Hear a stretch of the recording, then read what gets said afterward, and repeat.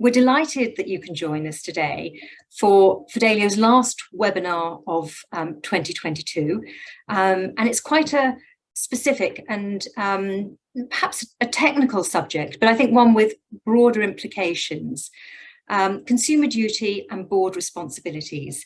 And we're delighted to be joined today by Promontory. We've collaborated with Promontory before. Sadly, Tymms isn't able to be with us, but I'm delighted to welcome Christopher Atkinson, who will be joining us today. Next slide, please. I mentioned that this is a technical subject with a broader application, and perhaps I can give a little bit of context around that. Fidelio's focus is adding boardroom value. And through our work on the composition side and on the evaluation side, we can see this theme of stakeholder engagement and stakeholder accountability coming up again and again. Certainly in terms of composition, we're receiving a lot of inquiries about both this role and stakeholder engagement roles more broadly at board level. And on the board evaluation side, we're seeing a lot of interest in board accountability, and in particular in the context of key stakeholders. And so these are two themes that I think we'll expand during the course of today's webinar. Next slide, please. And perhaps I can just give a little bit of illustration. I mentioned up front that this isn't a narrow technical subject. I think this is a really quite a broad theme, and we are seeing boards generally spending an increasing amount of time thinking through consumers, well, the cost of living crisis, the impact on employees, the impact on customers and consumers, and the impact on the community. And one of the themes that we take away from that is that the duty of care that boards hold is evolving, and it's becoming more sharply defined and more clearly articulated. And I think that general backdrop to the cost of living crisis is very relevant to today's discussion. I should also add that Fidelio is conducting research into the role of the board and the cost of living crisis. And if any of you are interested in participating or seeing the results, please do just get in touch after the webinar. Next chart, please. So moving on to today's subject, you can see that this duty of care has been clearly articulated by the FCA, very consistent with Fidelio's research, the clear expectation of the board providing oversight and board accountability, and specifically that financial services boards are expected to have a champion at board level, who should ideally be an independent non-executive director, who's ensuring that the duty is being raised regularly in relevant discussions and challenging how management are implementing and embedding the duty. And this is something that Chris will take us through in much greater detail. I should say that the charts will be shared afterwards, so as will the recording. But before we move on to the meat, or the bread and butter of our section, I'd like to conduct a poll question, partly to sort of test the pulse, but also to make sure everybody's warm and engaged. So if we could click to the next chart, please. So I'd like to ask participants, as an opening question, your thoughts. The consequences of the FCA's consumer duty regulation are likely to be A, a much greater compliance burden on financial services firms, B, a cultural change in financial services firms, or C, a rethink in how boards understand their duty of care for consumers across a broad range of sectors. So if we could just ask everybody to vote. And I think, yes, the panelists can't, sadly.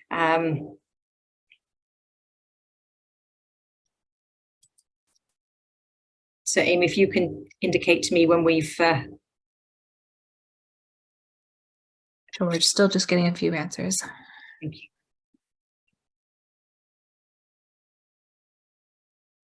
And then we'll share the results when...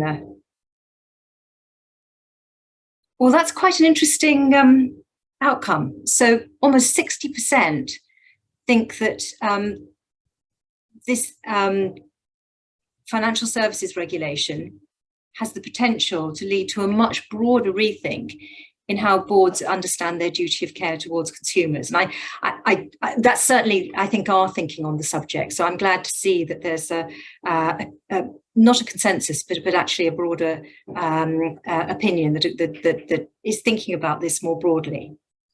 Thank you. And next chart, please.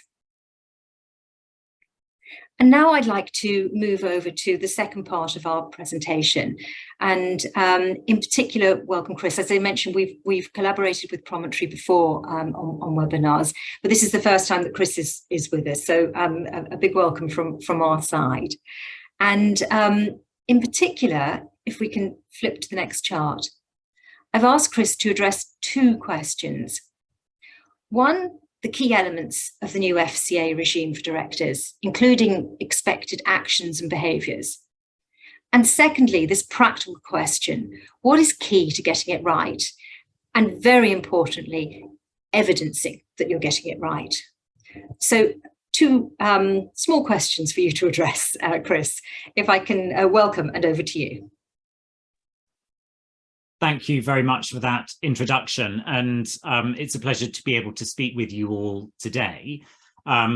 Just pausing for a moment on that first poll question, Gillian, that you shared, that was, I thought, an interesting response, and maybe for a couple of reasons. If I had been able to vote, I would have gone for the third option myself, so I'm glad to see that I was in with the majority of the group. But also, as I looked across those three options, being compliance burden, culture, and then changing in a deeper way boards' understanding of their responsibilities.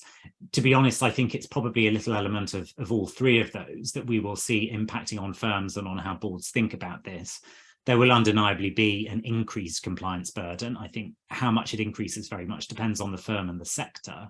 The FCA will be very pleased to know that some people are marking culture as being one of the key elements of it. But then I'm not surprised that most thought it was going to have that much broader implication for them. So an interesting start. Could we go on to the next slide, please?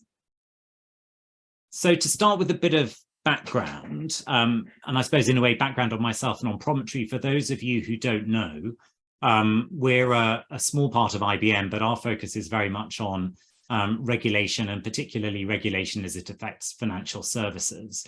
So this type of regulatory change is very interesting to us, and it's something that a lot of our clients talk with us about or engage us to support them with.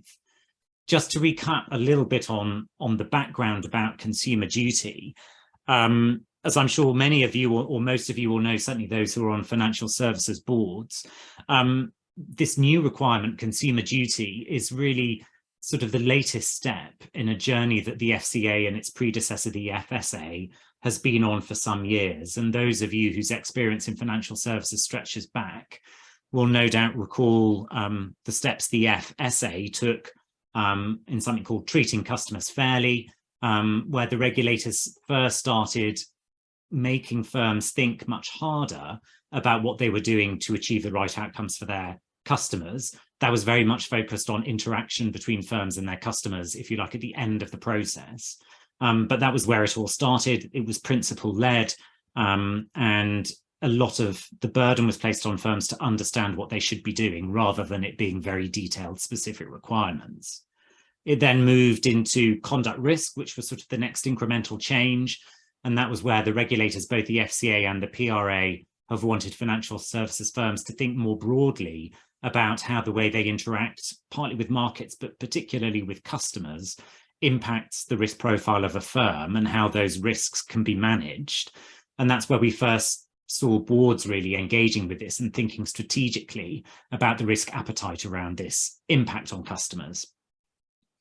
Then consumer duty, where the final requirements were published earlier this year, is, I think, the latest step on that journey. So in a way, it's an incremental change. It's an incremental addition to how the FCA particularly expects firms to think about the potential harms they can cause to their customers. But it's not out of line with where the regulators have been heading for some time. It's underpinned by three core elements, really, called out on the slide that you have in front of you. First of all, there is a new principle. Again, I'm sure I'm focusing quite a lot on basics for a number of you, but As you know, there are principles for businesses that the FCA expects firms to abide by. They've added in a new principle. A firm must act to deliver good outcomes for retail customers. And that binds all of the retail interactions that a firm may have, although the precise scope of this principle is a little bit more complex than that. But in essence, that's what it obliges firms to think about.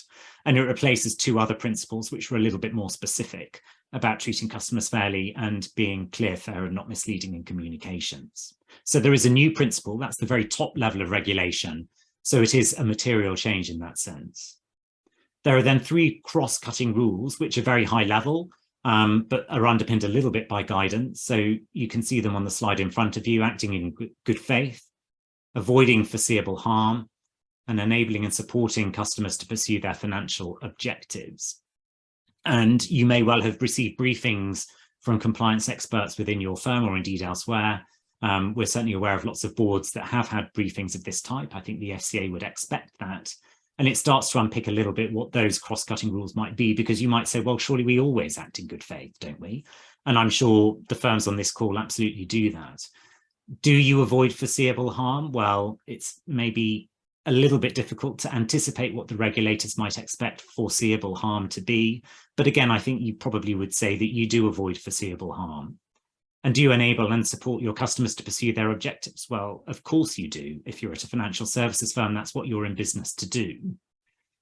But there is a body of information that has been published by the regulators that tries to bring life to what they're talking about and what is different from what has been expected previously.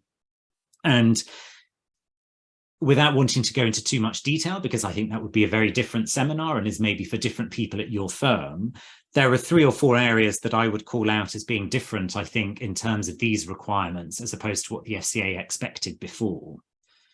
First of all, I think there are some sectors or individual firms where egregious harms, I mean, really poor behaviour, will be picked up by this, and the FCA's hope is that those firms will pick up on that.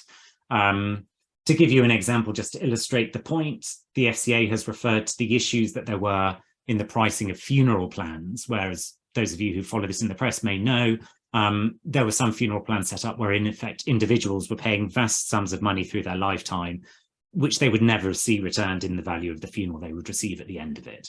So the FCA is clearly targeting some of those very difficult areas in the industry, rather than perhaps the mainstream. The second thing is, though, I think there are a number of good practices that exist within financial services, but also exist within pockets of firms. And the FCA is taking this opportunity to spread those good practices around. So to think of a couple of examples, if you're in the asset management industry, for example, you'll be familiar with assessments of value. And in effect, the FCA is stretching that requirement to other sectors to go in and assess the value of products and services and determine whether or not the price that is charged aligns with the value that is provided. Another area, again, familiar to asset managers, but also some other sectors, there are some very strict requirements around developing new products and assessing risks in products. And the Consumer Duty now makes that a general requirement across the industry. And it's underpinned by 4 outcomes that you can see listed on the slide as well. Again, outcomes that people probably wouldn't argue with. They're called products and services, but that's about providing good and robust products and services to your customers. Price and value I've touched on. Customer understanding, so thinking about what your customers need to know to interact correctly with you and with your products and services. And then I think the one that is newest really is customer support, and that is trying to get firms to think harder about what support firms actually need to provide to their customers in order for customers to have a successful relationship with them. So in simple terms, I would characterize that as being not just thinking, well, my customer needs a statement from me because we're obliged to provide those biannually, let's say, but also thinking, what steps do I expect the customer to take when they receive this statement? And am I providing the right information and support around that in order for them to actually take those steps? So it's doing a little bit more than providing information and fair information. It's actually thinking about how you can help customers to get there. So if we move on to the next slide, please. It takes us into checking in again with you, how much information in what I've just been talking about have you already received? So have you been briefed on the Consumer Duty, which I've tried to do in a very short period of time there?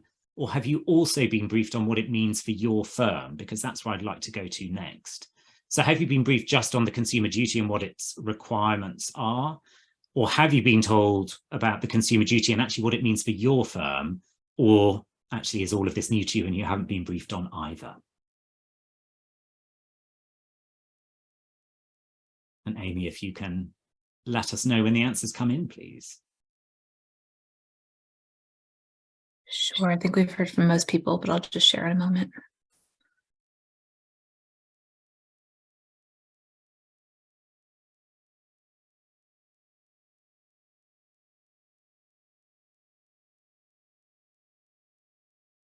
Interesting. So neither. There is one person. Let's hope that's because you're the member of a board or a co-sec for a board, which in no way touches financial services.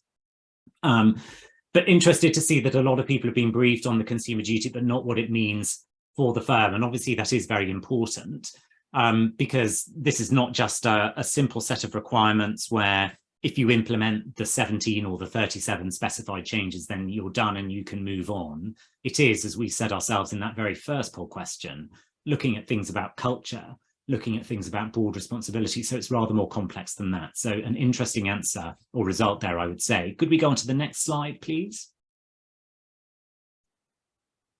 So this is partly to reassure you, these are some milestones that have been set out by the FCA. There's a web link at the bottom, and I believe we'll be sharing some other links with you after today's session where you can find more information. But 5 key milestones the FCA has called out, a couple have already passed, but the implementation itself is not due until next year. So if you're still learning about this, there is time. So July, we saw the final rules and guidance published. In October, all firms who were affected should have had approved implementation plans in place, and board approval was expected by the FCA there. So if you are on a regulated board and you aren't aware of that, you do need to be quizzing people back at your firm as to what has happened. But there was an expectation around board approval, and actually the FCA has asked to see, certainly from a number of our clients, the plans that were approved by the board, so that there is some review work going on there. And then the FCA calls out 3 milestones that are particularly of interest. April next year, if you're a product manufacturer, so you're providing products, maybe not directly interacting with customers, but you're providing products to them through a chain, you need to have reviewed all your products against the requirement of the consumer duty by the end of April, so that you can share information on that with those who distribute your products or services to the end customer. But then the first real implementation date is July. And that's for open business. So active business that's going on continues to be offered to customers, but you've got until July of 2024 for closed books. So that's products and services that are no longer being offered, but where you have residual customers. Again, there are legal requirements around that, but that is because the FCA has understood that with those types of products, it can take rather longer for firms to get their arms around things that need to change. So this is a long-running piece of work, not unusual for major changes in regulation. Some things you should already have done. There are others that flow through, as you can see, into 2024. Next slide, please. So as Gillian mentioned at the beginning, focus really, I suppose, today, and perhaps in the questions in a minute or two, we'll see where you're particularly interested. But the focus, I think, is around what do boards need to do? What should boards be thinking about? I've called out here 6 particular points. There are others, of course, but if we start top right, as Gillian said, there is a consumer duty champion role. Each regulated firm or group of regulated firms should be appointing a champion. And our picture there is relevant. The champion does not displace the obligations of the chief executive or the chair of the board, but there is an expectation that an additional individual will have a particular focus on consumer duty. Have you been thinking about what assurance you need? So the FCA is expecting that boards will in some way sign off that consumer duty requirements have been implemented by the July deadline, whether that's July next year or 2024. I think it's really important that boards are thinking now and engaging with their executive about what that assurance should look like, partly because I'm aware of some executives who are panicking a bit about that and probably overthinking it. And then I suspect there are some executives that are underthinking it and the boards need to prompt them. Thirdly, then, the consumer duty champion, what's the plan to engage with the firm and with the FCA? So it's one thing to appoint a board level champion, but what does that actually mean? The FCA has been very limited in the guidance it's provided around what it expects champions to do. There is a list of questions that champions might want to look at, but it's, I think, very useful for champions, and we're seeing this happening with some of our clients, for champions to engage with their executive around actually how do they interact, thinking not just about implementation, which is uppermost in firms' minds now, but what the champion's role is after implementation when all of that changes. And then, as I say, what is the role that the champion will have with the FCA, because that's rather different as well. There is a particular requirement, moving on to the next point, for boards to think about annual reports. There is an obligation on them to receive an annual report from the executive stating how the firm has complied with the consumer duty and any gaps. Again, as a board, I think you will want to specify what you'd like to see in that, albeit with suggestions from the executive. Culture. Next point is really important. That was called out in the first poll question. There are specific steps firms need to implement, but it's also really important that firms can demonstrate how they've thought where their culture falls short of the FCA's expectations and the steps they're taking to close that gap if there is one. Then finishing on the orange box, which for me is a particularly interesting one, the board will have an obligation to show that they are considering consumer duty in their strategy discussions, in their business plan discussions. Formally, that requirement doesn't kick in until July of next year, but I think any sensible firm will be thinking now, because strategy discussions don't take place that often, about how they can show that they've thought about the impact of consumer duty on their strategy and how they're going to respond to it. Because you can bet your life, if the FCA comes and asks questions in August of next year, they won't think it's satisfactory if you say, well, actually, we set our strategy before the deadline, so we didn't need to think about this. Should we move on to the next slide? So a final question from me, because I'm interested in that strategy point particularly.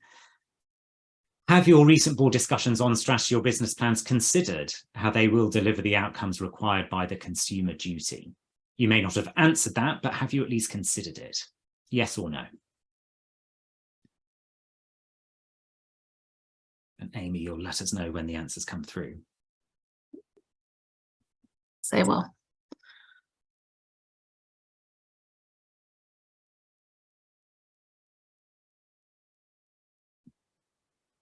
Ah, interesting.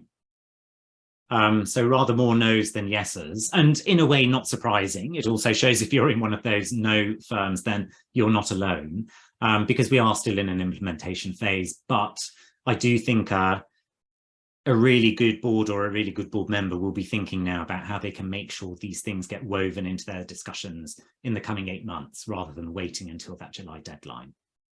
So I'll pause at that point. Gillian, I can touch a little bit on how this might affect other sectors or internationally if you like, or would you like to talk on that, or shall we move to questions? Let's just move to the next slide, please, Abdullah. There we go. And we were at this point, I was going to have a conversation with Sam, who sadly is unwell, but Chris is stepping into the breach. And, you know, at the outset, we posited that this development in financial services should be seen in a broader context.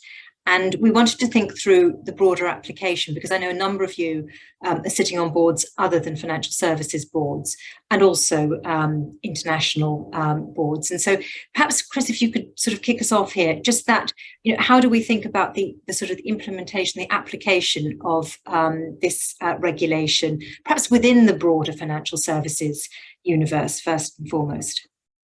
And two ways of thinking about that, well, many ways, I'm sure, but one is within the UK, this is very much focused on retail customers. And there are firms that have no interactions with retail customers.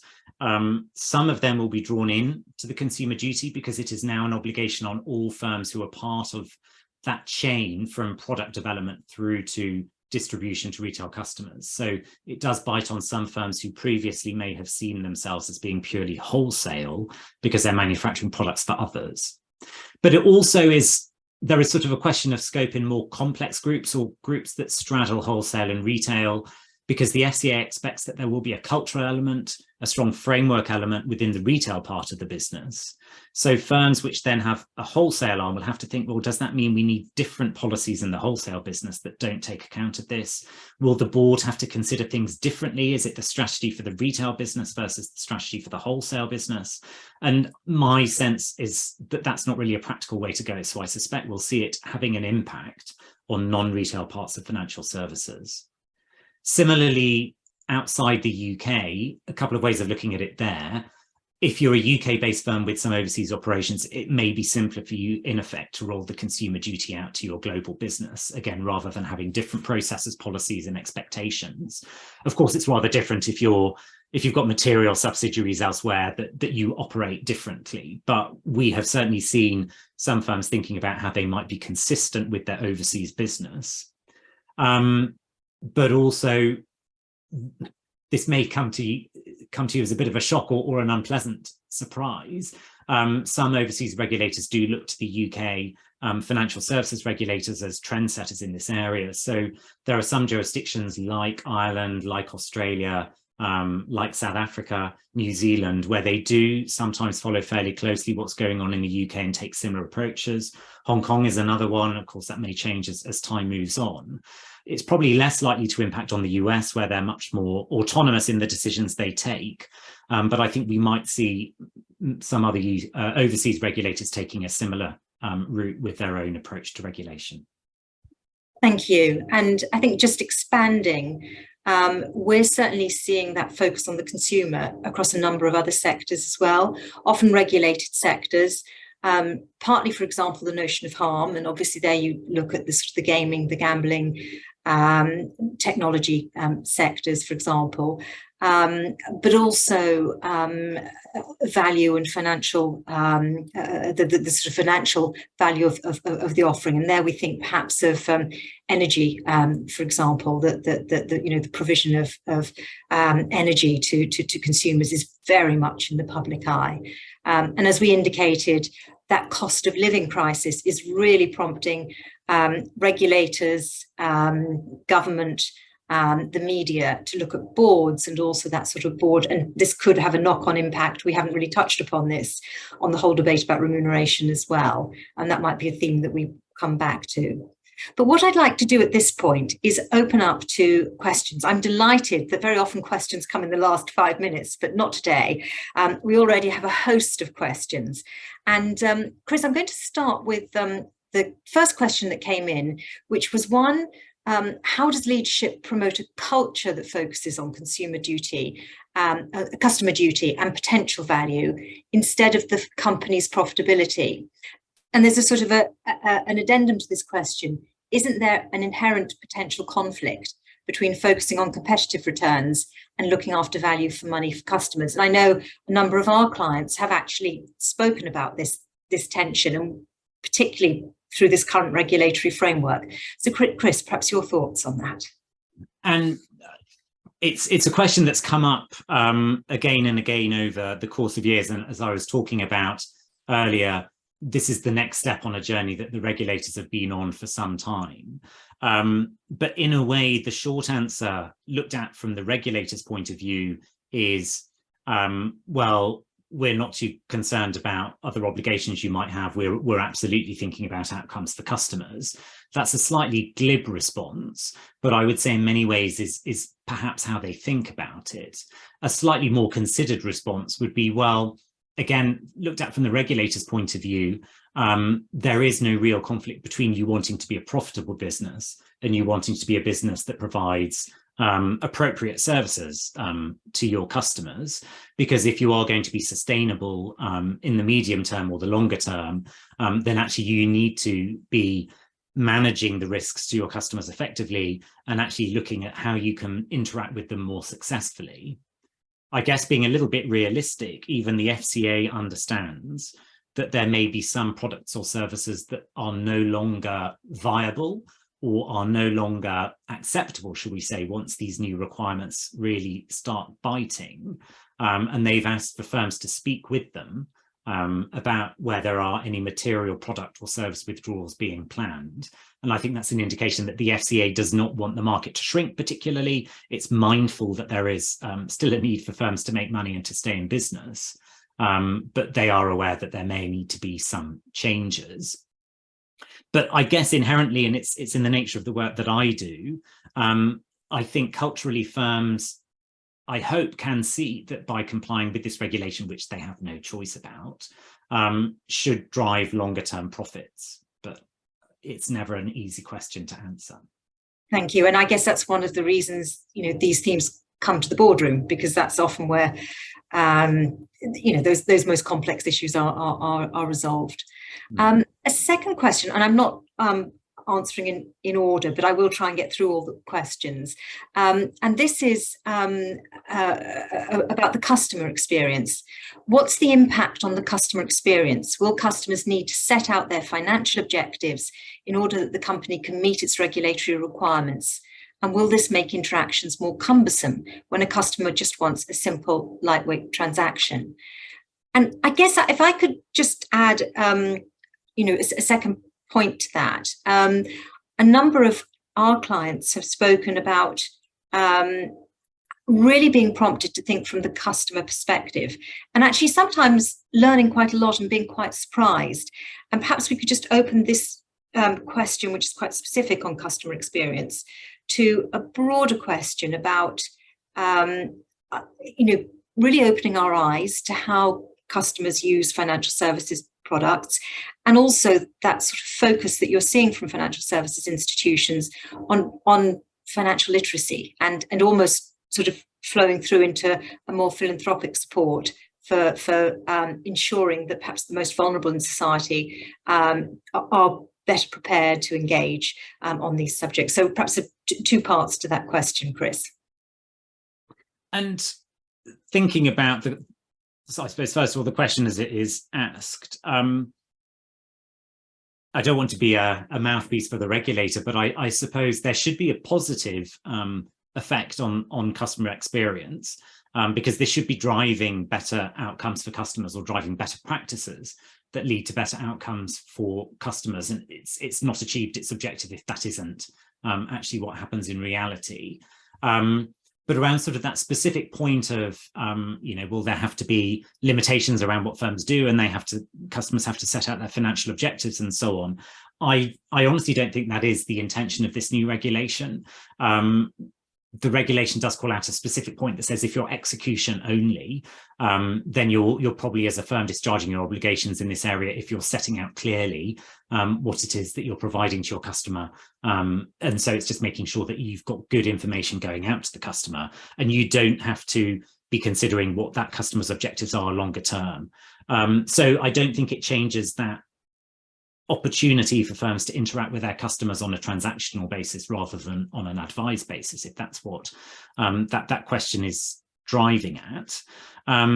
What I do think is that it may lead firms, or I hope in a way it does lead firms, to think more deeply about what it is that their customers need from them. So it doesn't mean changing that fundamental relationship, but hopefully the experts out in your business will be challenging themselves to think through, well, we operate execution only, we operate a transactional business. Do we really understand enough about what the information needs of a typical customer are? We're not talking about going out to individuals, but it's an opportunity for firms, I think, to think a little more holistically about that, and just to consider how, for a typical customer of your firm, how it is that you demonstrate that you're contributing to the right financial outcomes for them.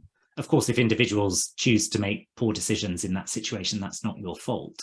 But this is an opportunity, I think, just to take that step back and think a little harder about how you can help your customers to get to where they want to get to. Thank you. And we're certainly seeing a greater focus in the boardroom on understanding customers, not necessarily just in this context, but partly for strategic reasons, partly for ESG. I think for many companies, understanding the customer might also be an opportunity with regard to their ESG strategy, but also their duty of care to the customer as well. And that's a sort of a broader theme that we're seeing. I would say if there are more questions, please do keep them coming. I've got quite a few to work through, but I think perhaps just one question on, first of all, about the scope of regulation geographically. I mean, you were mentioning that there's a little bit of what starts in the UK sometimes becomes accepted more broadly. Could you talk specifically about the EU and how the EU is dealing with duty of care to customers? I'm not sure that I'm full of wisdom about when it comes to EU standards in this particular field. It's not something where I'm aware that they're moving in a similar direction.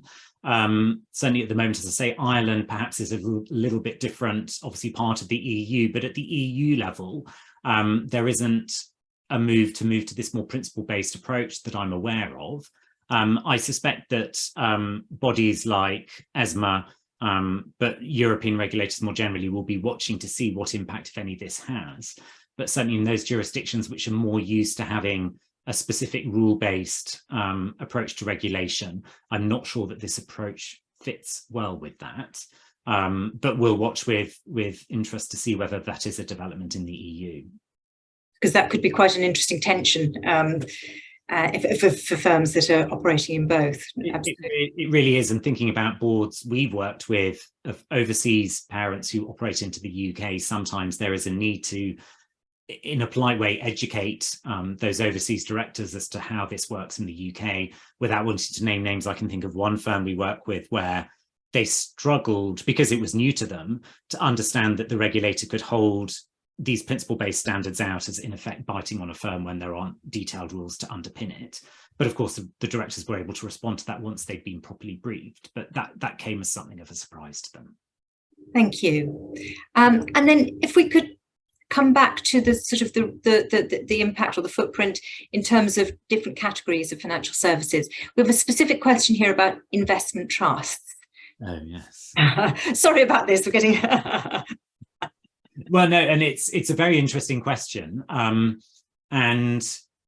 I'm not sure actually where things have finally landed on investment trusts. And if I can just explain two elements of this without wanting to get too much into details. Investment trusts, those of you who sit on investment trust boards or work with them will know better than I do, because of the nature of their structures, are sort of subject to regulation in a very specific way. And they're offering securities, aren't they, rather than providing units in a fund or whatever. So they are captured in detailed regulation in a different way. I think it was the expectation from the FCA that investment trusts would be covered by this, and certainly looked at sort of in very general terms, you would expect the FCA to want that to be the case. I believe, though, that trade bodies have said that actually investment trusts will not consider themselves to be covered by this. And I know that some distributors, platform firms and so on, are in discussion with those trade bodies, and I believe also with the FCA, to understand what that means and check whether that really is the case. I haven't seen the outcome on that. So the extent to which it will impact them, I think, is still unclear. But the more general point, I think, is that there is an expectation, and this is written into the new requirements, that firms who provide a product or service to a distributor, so they don't interact with the retail customer, they may say, we don't have any retail customers. We provide these either to distributors who then have the customers themselves, or we provide a component that is then put into some kind of bundle or changed into a different type of product. The FCA says the consumer duty does now bite on those firms in a proportionate way, but it acts all the way through that sort of chain of distribution, depending on exactly how it's set up. I don't want to continue into too much detail. So one to watch on investment trusts, but in general terms, firms that think they are remote from retail customers probably need to reconsider that if they haven't already done so. Thank you. And then we have another question, this time about timing. And could you just rehearse again, specifically the 30th of April deadline? Yes, so that links to that chain point I was just talking about. So if you can imagine, there is an asset manager or a fund manager who manages funds, but they're marketed and distributed through third parties. That manufacturer, the fund manager, has to have undertaken a review of their products according to the consumer duty requirements by the end of April. And the reason for that earlier deadline is so they can provide information about those products and services to their distributors, so that those firms' distributors, so the platforms or the advisors, are able to undertake their part of the consumer duty obligations by the July deadline. So if you're manufacturing a product, you need to be sharing information on the work you've done by April. But if you're only distributing, then you've got until July to complete all of your preparations. I hope that makes sense to whoever asked that particular question, but obviously we can pick up later if not. Indeed, indeed. Thank you. And I'd like to now, Chris, we were talking beforehand about the actual role of the consumer champion and how that's likely to be populated, the skill sets, and indeed potentially compensation or remuneration. It's obviously very early days, and I guess what we've seen is one, the role where it has been published, and not that there are relatively few examples of sort of publicity around it, but it's making quite a strong statement. So it's almost a marketing statement, ironically, in announcing that individual. Or we've seen it, the thinking very much along compliance and audit and control lines, that this might be something that fits with audit and oversight. So I'd just be interested in your views about the sort of how this is likely to shape up as a role within the boardroom. Yes, it is very interesting, and the FCA in its way has not provided that much guidance on exactly who the right person might be, beyond, as I think you said earlier, Gillian, that an INED is expected to pick up the role where INEDs sit on the board, and of course that's not always the case. So INED is preferable. If there are no independent non-execs, then a non-executive. Of course, there are certain boards that don't even have non-executives, but perhaps we'll leave that to one side for now. We're seeing different approaches being taken. So some firms already had what you might call a customer champion, or some kind of customer advocate. And so some firms have, in effect, changed that role into being the consumer duty champion. And in those cases, it perhaps was an obvious choice. I haven't heard of any of our clients aligning it with the audit responsibilities, but I can see that. For me, it's potentially more of a risk responsibility rather than an audit co-responsibility, in terms of how you might engage with the business. In terms of the skills that might drive this, I think it's somebody who's likely to understand customers' needs, who's likely perhaps to come from more of a retail background, or perhaps a customer advocacy background, rather than, in financial services terms, someone who's got a very heavy prudential background and is perhaps more used to capital management or financial control, that sort of thing. Because it's more obvious that those skills would be the ones looked for by the FCA to me. I think as well, it's useful to call out that the FCA has said, and I know questions have been asked about this, that the champion doesn't take away from the chief executive's responsibility or from the chair's responsibility. And I can think of one regulated board that we work with where the other members of the board were a bit concerned that by appointing a champion, they would in effect be saying we aren't interested in outcomes for our customers. We think that's somebody else's responsibility. And I don't think that is the case at all. That's certainly not the FCA's intention. I think the champion is there to make sure that things come up to the top of the agenda when they need to, perhaps to help focus discussion around outcomes, around avoiding foreseeable harms, rather than perhaps making sure that the discussion is more general, and also perhaps advocating on behalf of customers, in particular board discussions when it's appropriate for them to do so. But it absolutely does not detract from the CEO's responsibility to lead the business, or the chair's responsibility to lead the board, or directors generally having their shared responsibility to deliver whether legal or regulatory outcomes that they're responsible for. Thank you. And I think in many ways, there's probably much to be learned from the employee representative non-executive role, where an individual on the board is designated to perhaps be an advocate and to engage with employees, and that potentially could cut across existing relationships. And yet I think in many boards it's turned out to be a very effective and fruitful role. And it is interesting how this model of almost stakeholder accountability, advocacy, engagement is being attached to different members of the board, and so it might be a model that we see used, again and again. So just one other yeah. point on similar lines. Some firms I know are taking the whistleblowing champion as a model in terms of determining what are the responsibilities, how they might capture those responsibilities in board terms of reference or statements of responsibility. And also maybe that helps to answer the question on remuneration. I'll be honest, that's not something that we have considered so far. Different responsibilities, but again, the regulators have familiarity with whistleblowing champion as a role, so it might be a place to start. Thank you. I've got one more broader question, but a very specific question has come in, and I don't want to lose this. What if you only have non-UK customers, but are a UK institution? Does that mean you are not caught by this? It's a very specific question. It's a bit like a Venn diagram, I think, but... It is. I would want to check this, but I don't think that this will then bite in the same way on a firm that only has customers outside the UK, because the FCA's remit is very much for those customers who are within the UK and within the remit of the regulatory system here. So if you are solely providing products or services overseas, I can't think that this is going to affect you. But I would want to check that, because I'll be honest, I haven't come across that before. I have come across a firm who asked a similar question, which is, well, actually, we undertake the activity here via an overseas subsidiary, then it comes back to affect UK customers. In that case, I think it absolutely would affect you. But in this case, I think it's much less likely to. Thank you.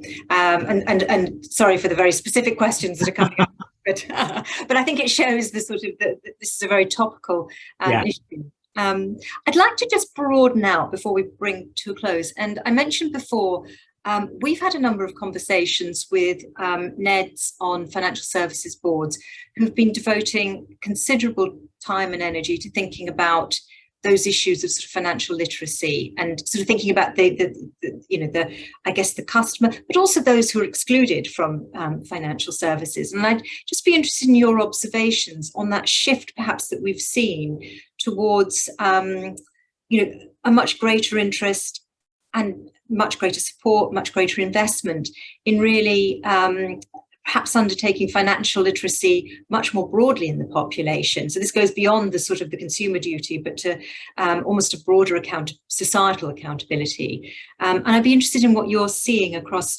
your clients in terms of that sort of broader accountability.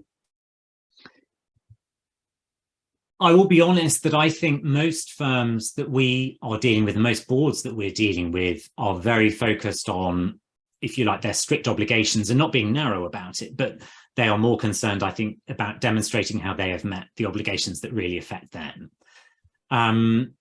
That is not to say that a lot of firms, a lot of our clients, don't have an interest in supporting third-party bodies, working with charities as well. I'm thinking about particular customer vulnerabilities, or thinking about customers in financial difficulty, particularly at the moment, and in a way that often benefits them because it gives them insight, but funding reviews by charitable bodies or other third parties to understand the types of difficulties that their customers are facing, or the types excuse me, of more general challenges that their customers face when interacting with them or with other firms. So being a little bit blunt about it, there is a benefit to the firm in doing it, but it is, investment in that wider capability outside firms. However, I do think there is potentially benefit in interacting in that way, driving financial literacy on a number of fronts. One, because it will give you insights into the sorts of challenges that your customers face. Secondly, I think it is also a way that you as a board can demonstrate to your business that you're setting a culture that really has the right outcomes its heart, because you're doing that in that broader sense, as you say, Gillian. It's not just about your own customers. They're very important, of course they are, but you're also thinking more broadly about your obligations to customers and putting your money where your mouth is. So I think it helps with that. And then thirdly, I think it's also a way that you can demonstrate to third parties, whether it's shareholders, whether it's regulators or other stakeholders, again, that you have that commitment and that you're doing something about it, and being a little practical about it. When something then goes wrong at your firm, and things do go wrong, it's easier for you to explain that that was a blip, it was a mistake, rather than a fundamental result of weaknesses in culture or approach. Thank you. And so I guess over the next year, we'll be seeing a lot more disclosure about how firms, particularly quoted firms, because there is more disclosure, there is more visibility, but how firms are handling and responding to this consumer duty. And I guess that'll be both through the annual report, but we'll also be seeing it presumably through the board statements, the governance statements, etc.